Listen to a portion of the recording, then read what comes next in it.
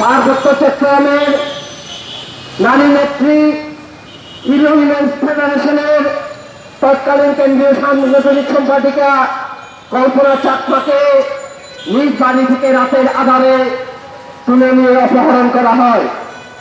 সংগ্রামী বন্ধুগণ, সেই 28টি বছর আগের যে ঘটনা, সেই ঘটনার এখনো পর্যন্ত আমরা কল্পনা চাকমার কোনো হদিস পাইনি এবং সেটার পরে আমরা দেখেছি ঘটনার পরে তার ভাই কল্পনা চাকমার ভাই কালিন্দী কুমার চাকমা ও ক্ষুদিরাম চাকমাকেও একই সাথে নিজ বাড়ি থেকে তুলে নেওয়া হয়েছিল। বন্ধুগণ, সে সময় কল্পনা চাকমার ভাই তারা প্রাণে বেঁচে গেলেও কল্পনা চাকমাকে সেই জায়গা থেকে রক্ষা করতে পারেনি। রাষ্ট্রীয় বাহিনী, সেনা সদস্যরা তাকে অপহরণ করে নেওয়া হয়েছিল। সংগ্রামী বন্ধুগণ, আমরা দেখেছি কল্পনা চাকমা অপহরণের ঘটনার পর থেকে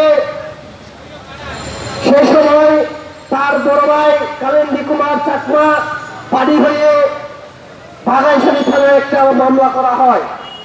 সেই মামলার পরিপ্রেক্ষিতে 39 বার তদন্ত হলেও প্রকৃত ঘটনাকে আধার করে আদালত বিভিন্ন সময়ে সেই মামলার যে বিচারের নামে প্রহসন করা হয়েছিল।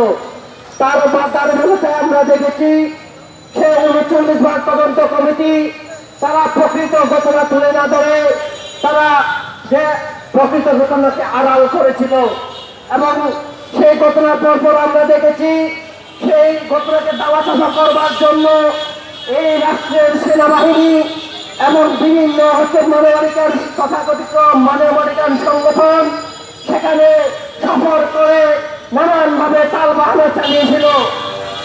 তারা বলছিল কল্পনার যে ঘটনা সেটা কল্পনা অপহরণ হয়নি, কিংবা কল্পনা ওই ভারতের ত্রিপুরা রাজ্যে অবস্থান করছেন, কিংবা তিনি নানান জায়গায় আসেন, সেভাবে যে কথা বলে কল্পনা চাকমার প্রকৃত যে ঘটনা সেই ঘটনাকে তামাচাপা করতে চেয়েছিল।